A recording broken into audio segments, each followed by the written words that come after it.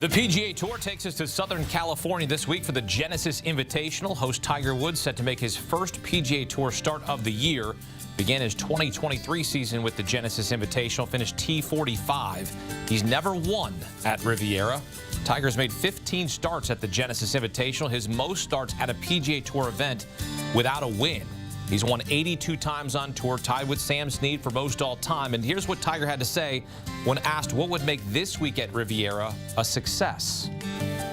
A nice W would be nice, right? I haven't ever won this event. So I've played this event since '92, and on the years I've played, I've still never have won this event. So hopefully that I can figure something out and get myself in there in contention, and maybe get a W at the end of the week. As far as the love, I still love competing. I love playing. I love being a part of the game of golf. This is the game of a lifetime, and I don't ever want to stop playing. I love being able to compete. I love being able to enjoy different conversations from across time, and for instance, like today, be able to play with two great athletes, and the cross-pollination that happens with other sports and with this game. I love that. I love having, and I don't ever want to lose that. Love to see Tiger back. Got a new logo. It's interesting. Curious to see what people think about it this week. Here's a look at who's in Tiger's group for Thursday and Friday, alongside his good friend Justin Thomas and Gary Woodland, who's made a miraculous journey back from brain surgery. What a story for Gary Woodland to be back on tour. The group, round one tee time set for 12:25 Eastern time on Thursday. And let's set it up. Welcome to CBS Sports HQ golf analysts Kyle Porter and Doug Bell. You heard Tiger say a nice W would make this week it's a success at Riviera. Kyle, how would you define a successful week for Tiger? Well, I think it's the same as last year, Keem, and that's making the cut at Riv. It's interesting because this year, Doug, it's such a smaller field, right? We're down to 70 players, but there's still a cut, so you still have to be inside that top 50 or within 10 going into the weekend. And I think for Tiger to do that after not having played in such a long time, it's unrealistic for him to get into contention. He's always going to say, I'm trying to get the win, I'm out here to win, et cetera, et cetera. But to me, after not having played in such a long time, just playing 4 rounds ahead of the Masters, ahead of maybe he plays the Players Championship or Bay Hill or something like that, that's a huge victory, I think, for Tiger Woods at Genesis this weekend. And guys, it was so much fun for me to actually walk every hole with Tiger today during the Pro-Am. He's playing with Josh Allen of the Buffalo Bills and Aaron Hicks, now the Anaheim Angels, the catcher who's married to Cheyenne Woods, Tiger's niece, and she was pushing the baby around. There was only like a few hundred people following him, and as the day went on, you could get very close, watch his swing. He's hitting it a long way. He's a big, strong guy. He's hitting a lot of greens. He looks good. He does walk with a noticeable limp. There's not a lot of flexibility anymore in that 48-year-old body. So he does generate a lot of power because he spends a lot of time in the weight room. But Kyle's right. After the lengthy layoff, to think that Tiger can come out and compete and win against the best in the world at Riviera, one of the best golf courses in the world, a place that he's never won before, would be highly improbable. I do believe he'll make the cut. There's only 70 players, 50 in ties make the cut, so let's give him credit. He'll play into the weekend, but to think that Tiger will be anywhere close to that first page of the leaderboard on Sunday, final 9 holes, it's not going to happen. All right. Well, you know what is going to happen? He's got a new look this week. He announced his partnership with TaylorMade, revealed his new brand and logo, Sunday Red. Kyle, you know I love golf fashion. This is going to take a while to get used to. What do you think of this new look? I'm out. I saw it described as the skeleton of the Slazenger logo, which I think is that's accurate.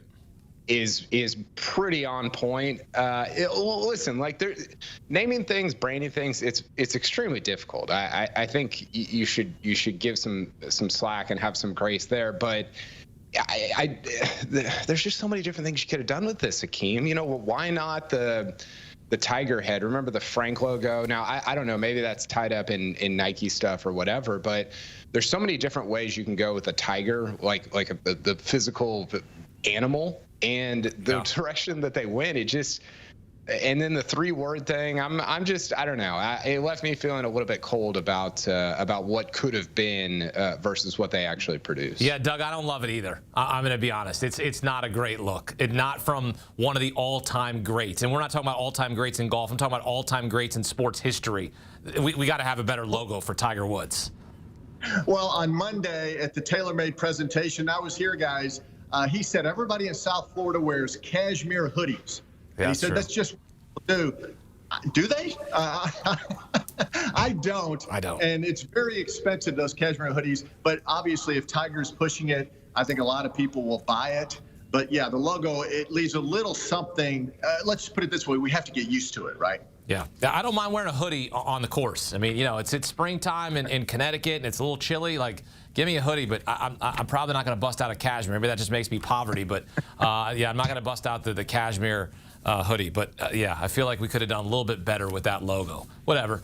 Rory McIlroy is still a Nike guy. He's still under contract with Nike until 2027. This week looking to bounce back after a T66 at Pebble Beach. One bad thing led to another, including a 2-shot penalty for an improper drop that week. Kyle, how does Riviera set up for Rory? Well, I think it sets up well. We might see Rory in some cashmere hoodies this week. By the way, Doug, I think Tiger might have meant the people that he hangs out with in South Florida wear cashmere. Okay. I don't think that was everybody. Rory plays very well everywhere, Hakeem. Right? There's not a golf course that doesn't fit him. I was actually surprised at how poorly he played at Pebble. It was the approach play that got him. You mentioned, you get a penalty on an approach shot that on the drop there. That's going to really hurt your numbers, your statistics for the week. But even other than that, he didn't hit it that well, and that's unusual because he usually hits it well, but also because he's been hitting it well recently. He won in Dubai in January. He came into 2024 playing some, maybe not his best golf, but still better than most players in the world, I would say. Rory's played well at Riviera before. It's going to be all about those approach shots, though. It's obviously Riv is a second shot golf course. He's going to put himself into position off the tee where not a lot of guys are, and so he'll have some wedges in his hands that not everybody in the field is going to have. So can he take advantage of those? Can he hit it tight and give himself enough looks at 8, 10, from 8, 10, 12 feet for birdie? I think that that's going to be really the thing to watch out for. It's usually the thing to watch out for, but I think especially so at a place like Riviera. Yeah, guys, I spoke to Rory. He and Harry Diamond, his longtime captain, good buddy. He's in good spirits. He always is. Took last week off, went home, worked on the game, spent time with the family. He has forgotten what happened at the AT&T Pebble Beach Pro-Am. You can rest assured of that. And I think he comes in this week refreshed.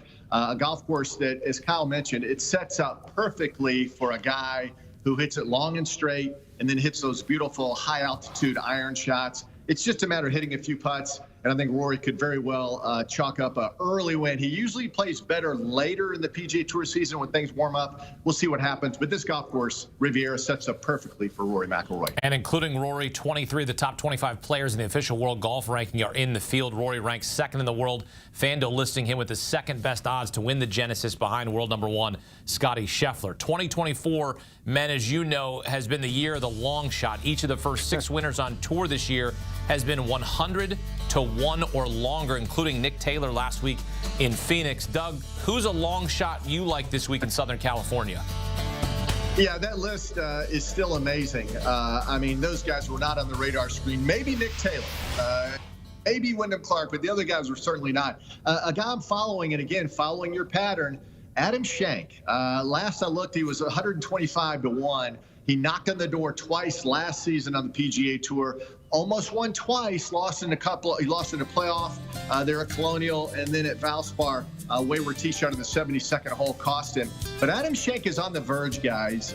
Purdue has a great college basketball team, and they may have a great PGA Tour player at the end of this season. I think he is playing the best golf of his life right now, and it could happen. He could knock back a very impressive field at the signature event, Adam Schenk. Yeah, I don't know what qualifies as a long shot anymore, Hakeem, but I'm going with Cam Young at 35 to 1. He'd be by far the shortest odds of any winner on the PGA Tour this year, but I think in this field, you can still consider him a long shot when you've got the favorites at 6.5, 7, 8 to 1, something like that. Cam Young's been, he's been awesome at Riviera, and he's been awesome at times over the last year. He's kind of, it's been weird though, because he'll have moments where he'll pop up and like he had 2 top 10s in major championships last year. I was looking at that today, Doug. I completely forgot about that. He finished in the top 10 at the Open and the top 10 at the Masters, and he was kind of quiet for most of the rest of the year. So he was really up and down in 2023, but I actually kind of like that going into Riv, because I'm not looking for, consistency, finishing tied for 3rd, tied for 4th. I'm just looking for a win this week, right? And he played very well at Phoenix last week, finished in the top 10 there. Like I said, he's been T20 and T7 at Riviera in the 2 times that he's played it. He's another guy that's going to be in some spots with Rory that not a lot of guys in this field are going to be in. He's just got to take advantage of the wedges and get up and down from 70 yards, 80 yards, make enough birdies and put himself up there. So I'm excited about what he could do at 35 to 1. Grayson Murray, the longest long shot to win this year at 400 to 1, winning the Sony Open. And you might want to stick with your long shot considering the way the year has gone, but always good to have a ticket with a favorite as well. Kyle, who's a big name you like to win the Genesis Invitational? Well, I'm bravely going with the #1 player in the world, and that's Scotty Scheffler.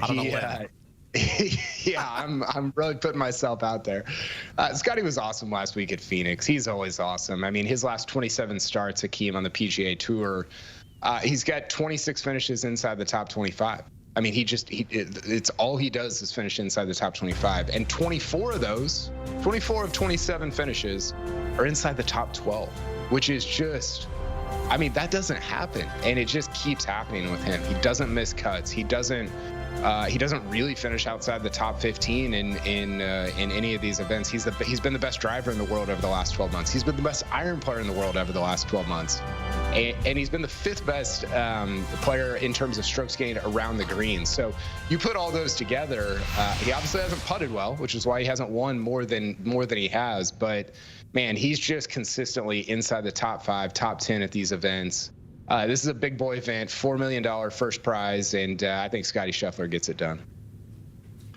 Yeah, it's an all-star cast, guys. There's no doubt about it. Xander Schauffele was playing in the Pro-Am group right in front of Tiger, so in an effort to stay ahead of the crowd, I was always watching Xander hit up to the green or either putting, and he walked off one green and he said, "You must be waiting for Tiger, right?" And we had a nice chuckle. I said, "No, you're my guy for CBS." Xander Schauffele, 38 consecutive cuts made. I mean, think about that consistency. Took last week off, felt that he needed to just relax and catch his breath. 3 top 10s to start 2024. Amazingly, didn't record a W last year, but this guy's really good. I know Kyle's written a lot about Scotty Scheffler and his prowess with the irons, and he's best in the world. But Xander Schauffele is right up there near Scotty Scheffler. And again, like Rory and these other all-star guys, this golf course sets up perfectly for the X-Man. And I like him. And following him today, it just made me feel better about my pick, Xander Schauffele. Yeah, you love the X-Man. Doug loves him some Xander Schauffele. Kyle loves him some Scotty Scheffler. I love Tiger Woods. It's unlikely he wins, but hey, if you want to put a ticket down, a little sprinkle, he's listed at 170 to 1 to win the Genesis. Doug, Kyle, appreciate it. Be talking to you all week long here on CBS Sports HQ. And you can watch 3rd and 4th round coverage of the Genesis Invitational on CBS and streaming live on Paramount+. Coverage begins Saturday and Sunday, 3 Eastern time. We'll have post-round analysis right here on CBS Sports HQ.